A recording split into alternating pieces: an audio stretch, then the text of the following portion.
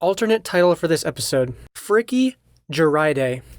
You're right, Jerrick Trap is better. So the cold open for this episode was honestly incredible. I watched it early on Adult Swim's YouTube channel, and it got me properly hyped for this one. So in this episode, the Jerrick Trap, Rick and Jerry swap bodies. Well, not really. They get scrambled. So part of Rick's brain is in Jerry's head, and part of Jerry's brain is in Rick's head. So they're both kind of Rick, kind of Jerry. And God, what a genius concept for an episode. I'm sure the idea of a Rick x Jerry body swap episode has been drifting around the writer's room for a while, and I think what we got is honestly the best they could have done with that idea. Because in the cold open, they shuffle minds, and it just so happens that while this was going down, Morty was apprehended while running an errand by this alien crime lord's henchman. But when he's brought to the crime lord, the henchman gets slapped, and the guy's like, "What the fuck are you doing? This is Morty Smith. He hangs out with Rick Sanchez. You've doomed us all." And it's honestly,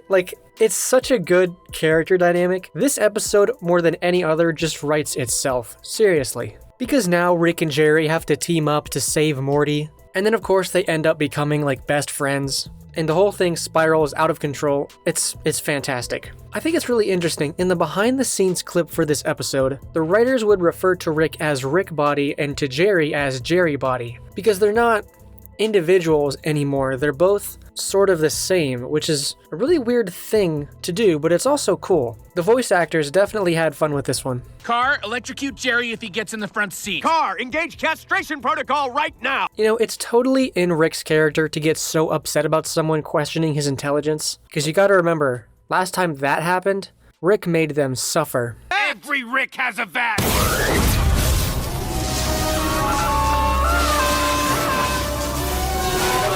I even like the B-story, if you can call it a B-story. This mafia boss character freaking the fuck out because he knows Morty hangs out with Rick is a window into the perspective of every character in this universe who isn't a Smith. He knows he's about to get his ass kicked. And it's honestly hilarious watching this typically stoic character who's got their shit together just completely lose his mind. And Morty's immediate idea to take advantage of the situation for a milkshake is also really in line for his character.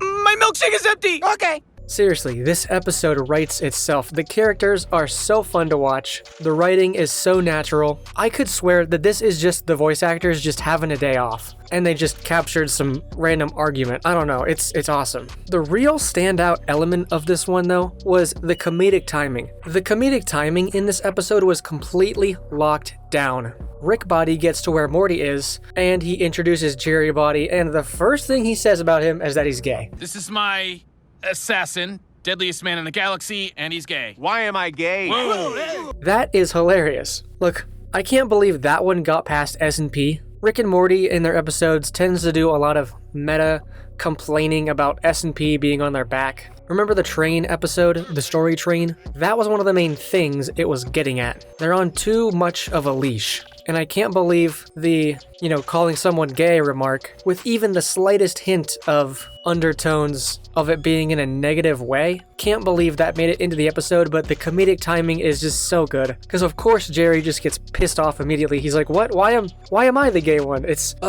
so good. I think it got past S&P because when he says this, the Mafia reacts in a comedically super positive way. It's a spectrum. Which is true. Conehead Rick was also hilarious. Hilarious reference, that's a weird ass movie, but of course Rick and Jerry would share in something old like that. But honestly, I just loved when Rick and Jerry finally got together and cooperated. And it was totally believable. That's what was so special and what made this episode really work. The writers didn't have to force them working together. They have the exact same mind. So now they think the exact same ways, even if they have different personalities. They process information the same way, if that makes sense. So naturally, they're gonna have a really good dynamic and bounce off each other incredibly well, because great minds think alike, literally. And at the end, the reveal of Jerrick, that was a fucking riot. Their design is incredible. They look like the aliens here. And the fact that he is ultimately defeated by stepping on a rake, like some Tom and Jerry ass resolution, and it's also something that Jerry would do. That's perfect irony. They've both essentially become the better Rick when they form Jerrick, and they're defeated by doing something that Jerry would have done. stepping on a fucking rake. And I gotta give props to the animation department on this one too. The way that moment is queued up is really great for dramatic timing and comedic timing, because first they're holding it, then they drop it out of shot, and then like 20 seconds later, after you've forgotten about it, he takes a step forward and it slams into his noses. That was great. And that leads into the realization for us, the audience, that Memory Rick is still in Rick's head. From the Rick Shine, what's it? Rick Turno, Sunshine of the Spotless Mort, right. God damn these episode titles. But it was nice to see him again, and you know what? That's what Rick and Morty should keep doing. Because everyone knows they've been complaining about serialization. Fine, completely justified. If the writers don't want to do serialization, then I'm for it if they think they can make a better show without doing it. Fine, I prefer it myself, but if you don't, totally cool with that. So, as a compromise from the writers to the audience, I think that they shouldn't have serialized drama, but serialized, I don't know, maybe cameos or just little details. You know, seeing Memory Rick here is not going to come back in the future. I think that's pretty well established, going by Rick and Morty's, I don't know, established rules for canon. This is just a one-off thing. But it's still satisfying for the fans because it's stringing things together through minor callbacks. It's not serialization, it completely fits into a one-off episode, but it still rewards the audience who's paying attention. It's a win-win for everyone, and I think Rick and Morty should keep pulling stuff like this. What could another one be?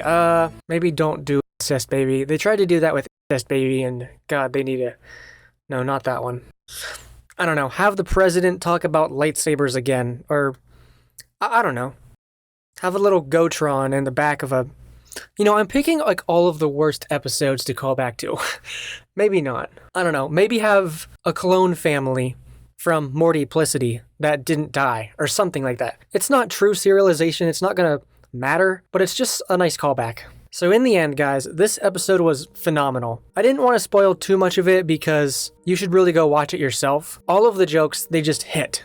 I've played a few of them in this video, but really, the whole experience, I genuinely think it was the best episode we've had since Solarix, or maybe even further back. But that was my opinion. What did you guys think of this episode? I've read every comment on that last video, and there seems to be a mostly negative reception to that first episode. Understandable. So if you didn't like the Mr. Poopy Butthole focused episode, was this one better? I mean, for me it was, but I want to know what you guys think. So that's all for this week.